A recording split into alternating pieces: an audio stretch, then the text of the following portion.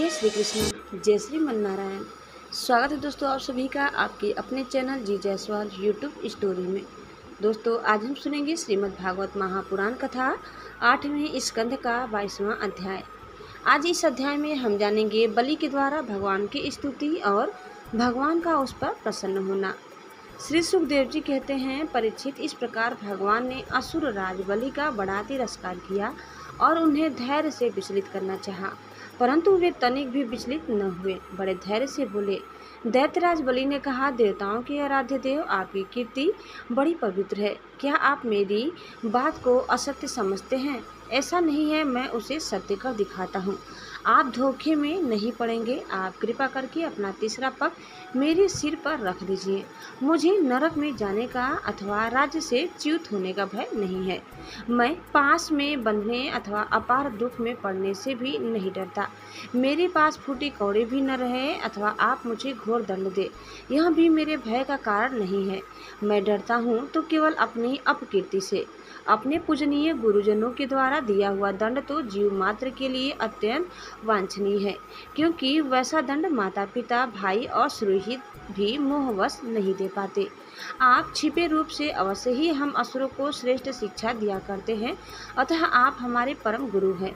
जब हम लोग धन, कुलीनता, बल आदि के मद से अंधे हो जाते हैं, तब आप उन वस्तुओं को हमसे छीनकर हमें नेत्रदान करते हैं। आपसे हम लोगों का उपकार होता है, उसे मैं क्या बताऊं। अनन्य भाव से योग करने वाले योगी गण जो सिद्धि प्राप्त करते हैं, वही सिद्धि बहुत से असुरों को आपके साथ दृढ़ बैर भाव करने से ही प्राप्त हो गई है। जिनकी ऐसी महिमा, ऐसी अनंत लीलाएं हैं, वही आप मुझे दंड दे रहे हैं और वरुण पास से बांध रहे हैं। इसकी न तो मुझे कोई लज्जा है और न किसी प्रकार की व्यथा है। प्रभु, मेरे पितामह प्रहलाद जी की कीर्ति सारे जगत में प्रसिद्ध है। वे आपके भक्तों में श्रेष्ठ माने गए हैं। उनके पिता हिरण्यकश्यपु ने आपसे बैर विरोध रखने के कारण उन्हें अनेकों प्रकार के दुख दिए, परंतु वे आपके ही परायण रहे। उन्होंने अपना जीवन आप पर ही निछावर कर दिया। उन्होंने यह निश्चय कर लिया कि शरीर को लेकर क्या करना है, जब यहाँ एक न एक दिन साथ छोड़ ही देता है। जो धन संपत्ति के लिए स्वजन बने हुए हैं, उन डाकुओं से अपना स्वार्थ ही क्या है। पत्नी से भी क्या लाभ है, जब वह जन्म मृत्यु रूप संसार के चक्र में डालने वाले ही है। जब मर ही जाना है, तब घर से मोह करने में भी क्या स्वार्थ है। इन सब वस्तुओं में उलझ जाना तो केवल मेरे पितामह प्रहलाद जी ने, यह जानते हुए भी कि आप लौकिक दृष्टि से उनके भाई बंधुओं के नाश करने वाले शत्रु है, फिर आपके ही भय रहित एवं अविनाशी चरण कमलों की शरण ग्रहण की थी। क्यों न हुए संसार से परम विरक्त, अगाध बोध संपन्न, उदार हृदय एवं संत शिरोमणि जो है, आप उस दृष्टि से मेरे भी शत्रु है। फिर भी विधाता ने मुझे बलात् ऐश्वर्य लक्ष्मी से अलग करके आपके पास पहुंचा दिया है। अच्छा ही हुआ, क्योंकि ऐश्वर्य लक्ष्मी के कारण जीव की बुद्धि जड़ हो जाती है और वह यह नहीं समझ पाता कि मेरा यह जीवन मृत्यु के पंजे में पड़ा हुआ और अनित्य है। श्री सुखदेव जी कहते हैं, परीक्षित, राजा बलि इस प्रकार कह ही रहे थे कि उदय होते हुए चंद्रमा के समान भगवान के प्रेम मात्र प्रहलाद जी वहां आ पहुँचे। राजा बलि ने देखा कि मेरे पितामह बड़े श्री संपन्न है, कमल के समान कोमल नेत्र है, लंबी लंबी भुजाएं हैं, सुंदर ऊंचे और श्यामल शरीर पर पीताम्बर धारण किए हुए हैं। बलि इस समय वरुण पास में बंधे हुए थे, इसीलिए प्रहलाद जी के आने पर जैसे पहले वे उनकी पूजा किया करते थे, उस प्रकार न कर सके। उनके नेत्र आंसुओं से चंचल हो उठे, लज्जा के मारे मुंह नीचा हो गया। उन्होंने केवल सिर झुकाकर उन्हें नमस्कार किया। प्रहलाद जी ने देखा कि भक्त वत्सल भगवान वहीं विराजमान है और सुनंद, नंद आदि पार्षद उनकी सेवा कर रहे हैं। प्रेम के उद्रेक से प्रहलाद जी का शरीर पुलकित हो गया, उनकी आंखों में आंसू छलक आए।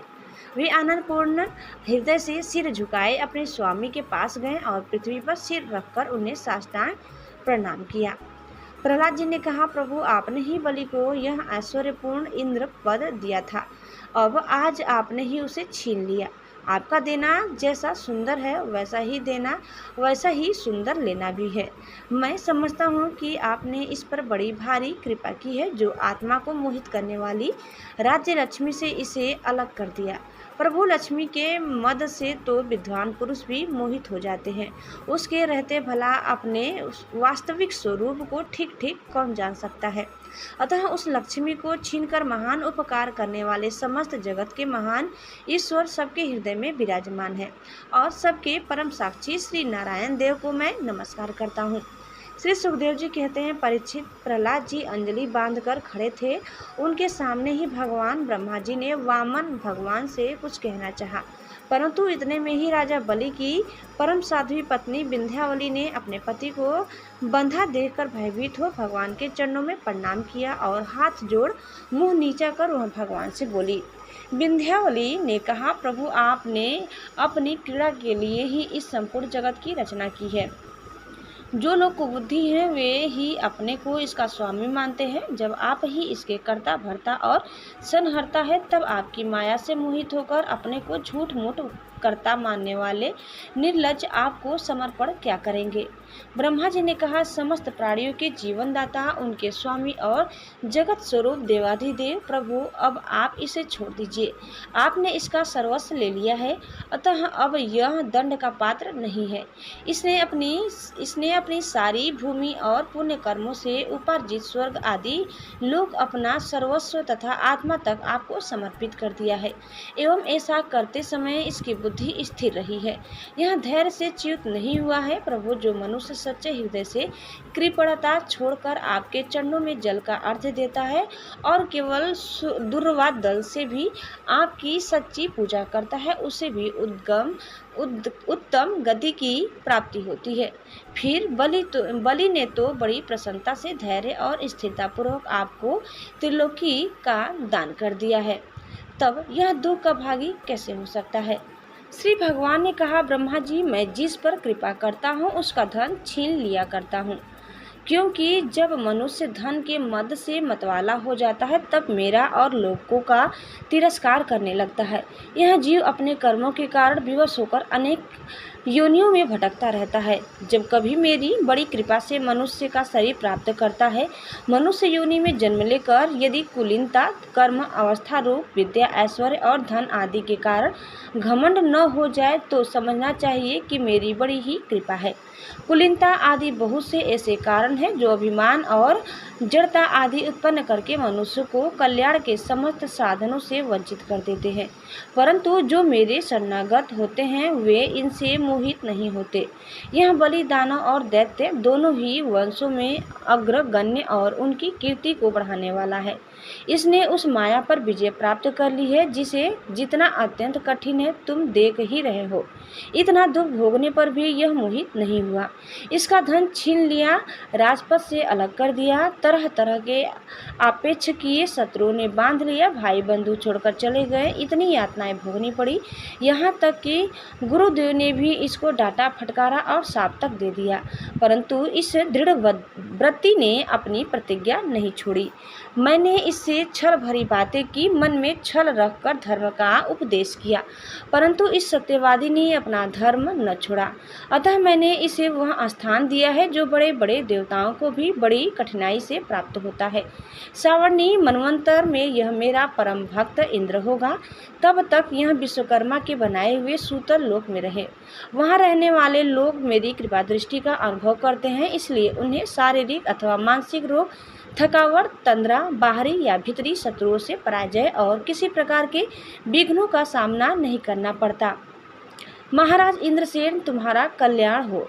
अब तुम अपने भाई बंधुओं के साथ उस सूतल लोक में जाओ जिसे स्वर्ग के देवता भी चाहते रहते हैं।